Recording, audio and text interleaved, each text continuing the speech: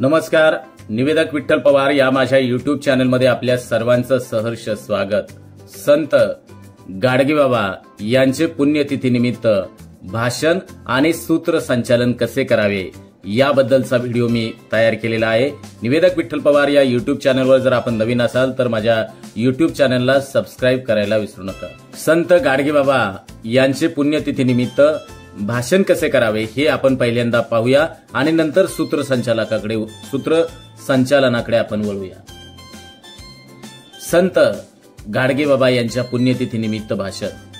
अध्यक्ष महोदय, पूज्य गुरुजन वर्ग आणि येथे बसलेल्या माझ्या बालमित्रांनो, आज संत गाडगेबाबा यांची पुण्यतिथी. त्या निमित्तानं गोरगरीब, दीनदलित यांचा ऐहिक आध्यात्मिक विकास होण्यासाठी, अज्ञान, अंधश्रद्धा, अस्वच्छता यांचे उच्चाटन करण्यासाठी तळमळीने कार्य करणारे संत गाडगे महाराज यांच्या स्मृतिदिनी विनम्र अभिवादन. संत गाडगेबाबा म्हणजे स्वच्छता, समाजसेवा आणि सत्यनिष्ठेचे प्रतीक. त्यांनी आपले संपूर्ण जीवन समाजातील अंधश्रद्धा, अशिक्षा आणि अस्वच्छतेविरुद्ध लढा देण्यासाठी समर्पित केले. गाडगेबाबांनी गावागावात भजन, कीर्तन आणि प्रबोधनाच्या माध्यमातून जनजागृती केली. त्यांनी समाजाला घडवण्याचं, शिकवण्याचं काम केलं की देव मंदिरात नाही तर गरिबांच्या सेवेत आहे. त्यांच्या विचारांनी आजही आपल्याला स्वच्छता आणि समाजसेवेसाठी प्रेरित करते. चला त्यांच्या शिकवणुकीचे पालन करून समाजाला आपल्या आदर्श बनवूया. गाडगेबाबांना हीच खरी श्रद्धांजली ठरेल. धन्यवाद. आता संत गाडगेबाबा यांचे पुण्यतिथी निमित्त कार्यक्रमाचं सूत्रसंचालन. संत गाडगेबाबा यांचा जीवन कार्य आणि विचार लोकांच्या जीवनाचा खरं तर अविभाज्य भाग बनला आहे. त्यांची आज पुण्यतिथी साजरी करताना कार्यक्रमात योग्य पद्धतीनं सूत्रसंचालन केल्यास कार्यक्रम अधिक प्रभावी आणि भावपूर्ण ठरेल. त्यासाठी आपल्याला सविस्तर मार्गदर्शन या ठिकाणी देतोय. प्रथम या पुण्यस्मरण दिनी सूत्रसंचालकाने अशा कविता जर सादर केल्या. मानवतेच्या थोर सेवका, दीनजनांच्या स्नेहाला, छंद लागू दे सतत मनाला, देवकी नंदन गोपाला, देवकी नंदन गोपाला. कणकण झिजू दे देह आमुचा, दुःखी जनांच्या सेवेला, मुखी नाम हे सततची राहो, मुखी नाम हे सततची राहो, देवकी नंदन गोपाला, देवकी नंदन गोपाला. दिसो जनार्दन जनते माझी, देबल सेवा कार्याला, तुझ्या समची वैराग्य विनुदे, देवकी नंदन गोपाला, देवकी नंदन गोपाला. तुझी प्रेरणा सदैव लाभो, तुझी प्रेरणा सदैव लाभो, स्फुरण चढो या वृत्तीला, आशीर्वाद दे तुझा आम्हाला, देवकी नंदन गोपाला, देवकी नंदन गोपाला.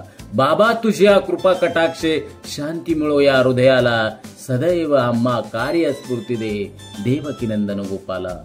अशा रीतीनं सूत्रसंचालकाने या पुण्यस्मरण दिनी किंवा त्यांच्या जयंतीच्या प्रसंगी असं सुरुवातीला जर कविता सादर केल्यास कार्यक्रमाला एकदम उंची वाढेल. त्यानंतर कार्यक्रमाचं प्रास्ताविक. या प्रसंगी कसं सूत्रसंचालकानं बोलावं.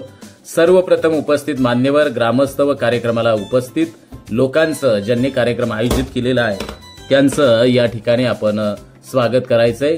गाडगेबाबा यांच्या कार्याचा छोटासा परिचय या प्रसंगी सूत्रसंचालकाने करून द्यायचा आहे, जो मी सुरुवातीला करून दिलेला आहे. उदाहरण.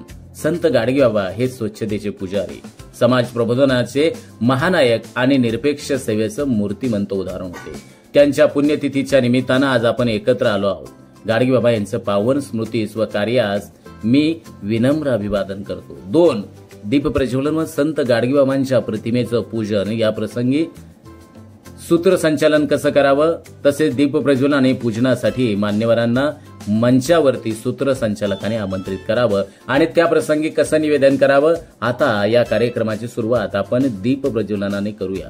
यासाठी मी आजच्या कार्यक्रमाला उपस्थित असलेले प्रमुख पाहुणे त्यांचं नाव या ठिकाणी घेऊन यांना आणि इतर मान्यवरांना आमंत्रित करत आहे. 3. गाडगेबाबांच्या जीवन कार्यावर भाषण. गाडगेबाबांच्या विचारावर प्रकाश टाकण्यासाठी प्रमुख व्यक्तींना बोलावण्याची वेळ सांगा. उदाहरण. गाडगेबाबांचे विचार आणि जीवन कार्य आपल्या समोर उलगडण्यासाठी मी आमंत्रण देत आहे. टिंबटिंब यांना त्या ठिकाणी नाव घ्या. कृपया मार्गदर्शन करा. 4.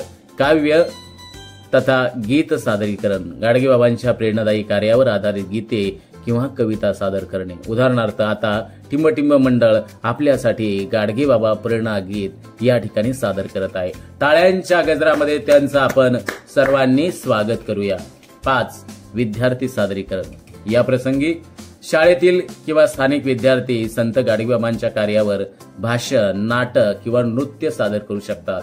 उदाहरणार्थ आता आपले टिंबटिंब या शाळेतील विद्यार्थी संत गाडगेबाबांचे समाजकार्य या विषयावरती आपले विचार मांडतील. असं सूत्रसंचालकाने कमीत कमी शब्दात प्रभावीपणे बोलण्याचं काम करावं. 6. मान्यवरांचे भाषण. कार्यक्रमातील प्रमुख पाहुणे व इतर मान्यवरांना बोलण्याची संधी द्या. उदाहरण आपल्या गावचे सरपंच टिंबटिंब यांना विनंती करतो की त्यांनी संत गाडगेबाबांच्या विचारांवर आपलं मत व्यक्त करावं. 7. सामाजिक संदेश.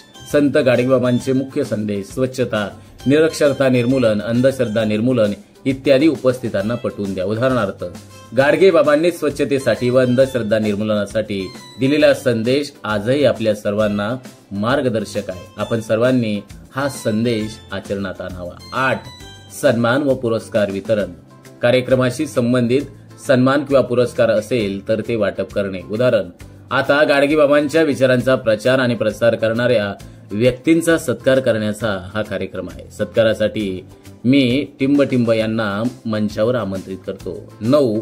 आभार प्रदर्शन अर्थात समारोप. कार्यक्रमाच्या यशस्वीतेसाठी योगदान दिलेल्या सर्वांचा आभार या प्रसंगी मानणं. उदाहरणार्थ कार्यक्रम यशस्वी होण्यासाठी सहकार्य करणाऱ्या सर्वांचं मनपूर्वक आभार मानतो. विशेषतः स्पॉन्सर असतील, ग्रामस्थ असतील, शाळा प्रशासन असेल, विद्यार्थी या सर्वांचा उल्लेख त्या आभाराच्या ठिकाणी करावा. आणि शेवटी 10 अर्थात उपसंहार. संत गाडगेबाबांच्या विचारांनी प्रेरित होऊन समाजासाठी काय योगदान देता येईल यावर थोडक्यात संदेश द्या. म्हणजे कार्यक्रम झाल्यानंतर तो कार्यक्रम थोडक्यात त्या कार्यक्रमाचा संदेश म्हणजे उपसंहार. उदाहरणार्थ गाडगेबाबांनी दाखवलेला मार्ग आपण आचरणात आणल्यास त्यांना खरी श्रद्धांजली ठरेल. अशा रीतीनं उपसंहाराचं उदाहरण म्हणजे निवेदन तुम्ही कसं करावं हे या ठिकाणी मी सांगितलेलं आहे. कार्यक्रमामध्ये महत्वाची सूत्र निवेदकांनी कोणती लक्षात ठेवावीत तर कार्यक्रमाचं वेळापत्रक व्यवस्थित राहू द्या. ठेवा. प्रत्येक टप्प्यावर वक्त्यांचं नाव आणि त्यांचं महत्व सांगून त्यांचं स्वागत करायला सूत्रसंचालकाने विसरू नये. 3. स्पष्ट आणि ओघवती भाषा या प्रसंगी निवेदकाने वापरावी. संत गाडगेबाबांच्या विचारांचा सतत उल्लेख करून कार्यक्रमाचा आशय सूत्रसंचालकाने टिकवला पाहिजे. 5. वेळेचे भान ठेवून कार्यक्रम सुरळीत आणि वेळेत पूर्ण सूत्रसंचालकानं करणं ही खरं तर निवेदकाची जबाबदारी आहे. संत गाडगेबाबांच्या पुण्यतिथीचा कार्यक्रम हा भावनिक असतो हे लक्षात असू द्या. प्रेरणादायी आणि प्रभावी बनण्यासाठी योग्य सूत्रसंचालन हा अत्यंत महत्वाचा भाग आहे. श्रद्धा, भक्ती आणि विचार यांचा समतोल साधत निवेदकांना हा कार्यक्रम यशस्वी करावा आणि निवेदक कार्यक्रम यशस्वी करतील याची मला निश्चितपणाने खात्री आहे. धन्यवाद. आमच्या चॅनलवर नवीन असाल तर निवेदक विठ्ठल पवार या YouTube चॅनलला सबस्क्राईब करायला विसरू नका. धन्यवाद. आपला निवेदक विठ्ठल पवार.